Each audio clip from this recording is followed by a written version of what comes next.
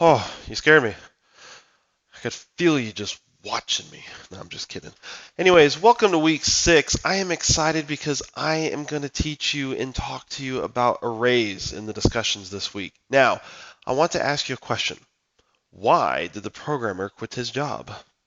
Because he didn't get a raise. I know. Lame joke. But if you don't understand it, you might after this video.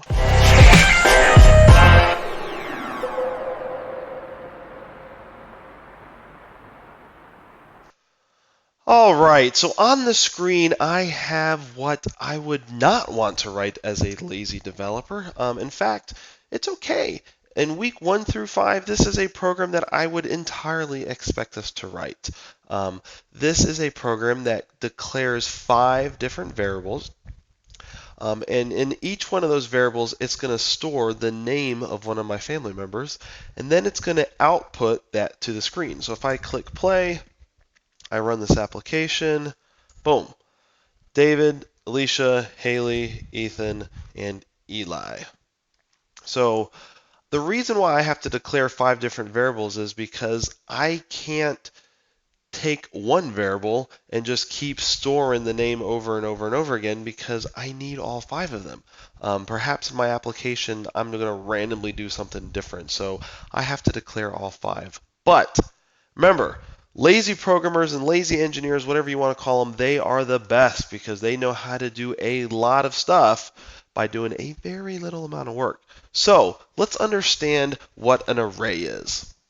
Now, rather than declaring all these different variables for family member 1, family member 2, I can just declare one that is called family members. Now, I can say family members, and if I, in parentheses after it, if I put a 5 in here, that means this variable, family members, can hold 5 different values.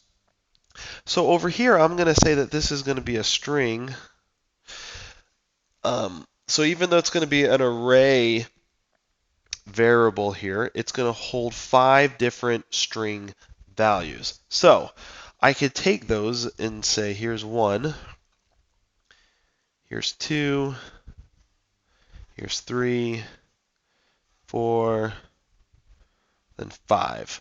Now, 5, it's an array, and in 5 I have parentheses because I have 5 different slots. I have 1, 2, 3, 4, 5. Oh, if you believe that you start from 1 from here, 1, 2, 3, 4, 5, then you're going to miss a lot of assignments this week and you're going to get real frustrated because what's very annoying, what's very, very annoying, I don't know why they did this. If I can go back and recreate all the programming languages that we have, I would make it so where this is 1, 2, 3, 4, 5. But some smart guy a long time ago decided this is going to be 0, this is going to be 1, 2, 3, and 4. So if I were to write an application where I said family members,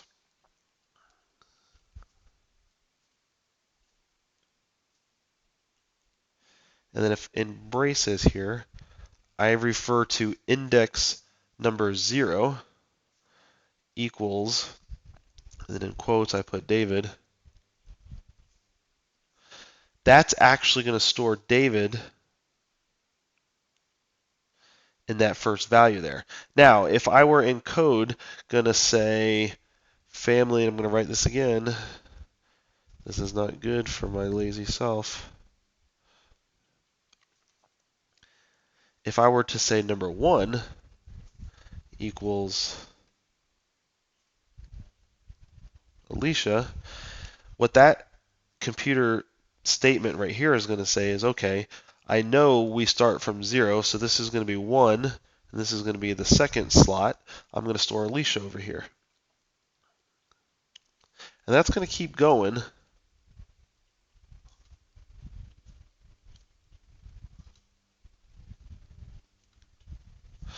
That's going to keep going until I have all 5 of these slots filled. So I can have that be Haley. That would put Haley over here. And then if I did family members with a 3, This equaled Ethan.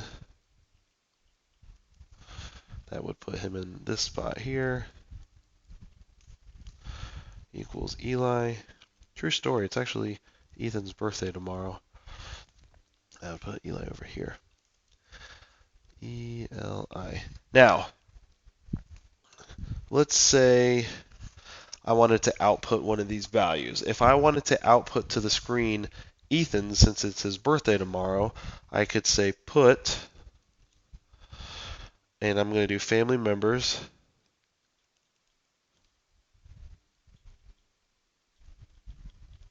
And then which family member do I want to output to the screen? I'm going to do the guy that's in the index value 3, which is really going to be 1, 2, 3, which is going to be like the fourth one, right? Because if I was the one writing this application and building this whole thing several years ago, I would have counted for 1, but whoever did that, we have to live with that poor decision, and we have to count from 0, 1, 2, 3, 4. So that means 0, 1, 2, 3. So I'll put 3, and I'm going to put 2 output. That would actually output to the screen Ethan's name. So let's take a look at that in code here. So in this application, we're going to get rid of it because this is far too many lines of code. Actually, I'll keep my line break there. So what we're going to do, we're going to say string, but rather than it just being a string that holds one value, I'm going to put this symbol here so that it will hold multiple. I'm going to do family members equals new string, and embraces here, I'm going to say that's going to hold 5 values. Now, this is going to look a little different in Zybooks. Like I think in Zybooks it's actually going to be like integer, you'll do family members, and then I think in parentheses you're going to put 5. That's how you're going to do it in Zybooks, and then also in Zybooks you'll say put family members, and then in braces you will put whichever one you wanted to output. But I am showing you this in C# so that way you can get an idea of what this would look like in the real world. Plus I can step through it and show you how the computer thinks. So I am going to say family members, and I'm going to take the first one. Oops, I am really messing up today. 0 equals, and I'm going to say David. Boom. Now I'm lazy, so I'm going to copy all this and paste, paste, paste, paste. So that way I can say 1, 2, 3, 4. So first there was David who married Alicia. Then they had a daughter named Haley. Then a son named Ethan whose birthday's tomorrow. I wonder what I'm going to get him.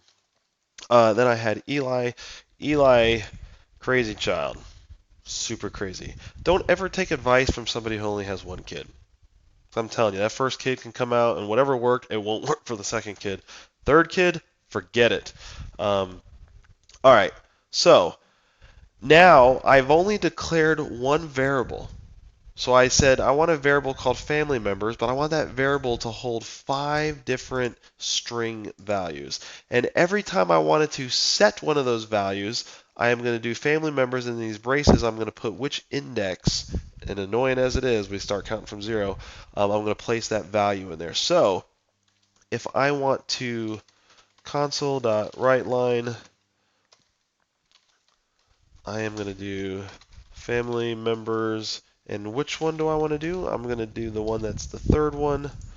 Again, if this was Zybooks, I would put family members, and then I would do 3 to output. But we're cool, and we're not in Zybooks. We're in a real programming language here. So I am going to hit play on this. And exactly that. It did exactly what my paper was going to do, where I declared family members. I said I wanted to hold 5, which means I have 5 different spots. And then when I refer to them, I'm going to put in braces, and I'm going to start from 0, 1, 2, 3, 4. And then whenever I go to put that to output, I'm going to refer to whichever one of these different indexes that I want to actually put out on the screen here. So just to show you that that works, I can come over here and say, maybe I want to output Alicia's name. So I can say, if I want to get the second one, I'm going to start at 0. So I'm going to say 0, 1. So that is 2 different spots. So I'm going to change that 3 to a 1. Hit play. Now I can see it outputted Alicia. And then if I wanted to get lazy here, or if I wanted to do some copy and pasting, 3, 4, 5, I can say put this back to 0, 1, 2, 3, 4. I run this application again. I'm declaring, actually, you know what? Well, here, I'll run it so I'll show you. So I can see I have all these values on the screen: David, Alicia, Haley, Ethan.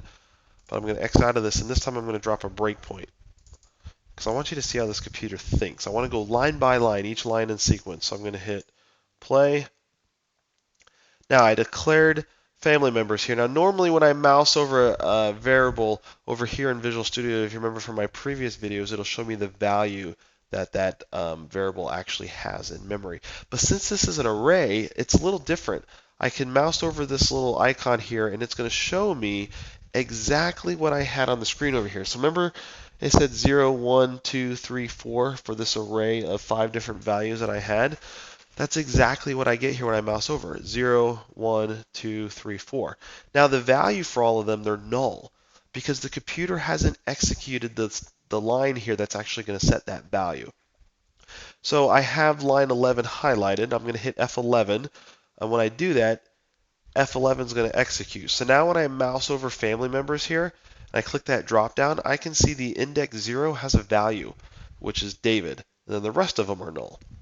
So if I keep hitting F11, I can see Alicia. Then I'm going to do Haley. And if I mouse over, sure enough, I can see that starting to fill up. David, Haley, or David, Alicia, Haley, and then I haven't done the last 2 yet. So when I hit F11, that one executes, that one executes. Now when I mouse over, I can see I have all 5 values in my array that I called family members stored. So when I output these to the screen, it does just that. Where did it go? Here it is. I can see all the values on the screen. So now, this is just an intro video just to get you caught up to speed on what arrays are. So now, don't go run out to your boss asking for a raise just yet. I'm going to make another video later in the week where I'm going to show you how we could be even lazier and write far fewer lines of code than this. What I'm going to do later in the week is I'm going to make a video where I actually use a for loop to populate an array. That's going to be a little difficult, but expect that in a couple of days. But for now, I promise you, if you have any problems understanding this, please reach out to me. It's okay that it could be difficult. It's the hardest week in the class. If you get through this week, you'll get through the entire class. I promise you. But I'm here to help. Just reach out and tell me how. Take care.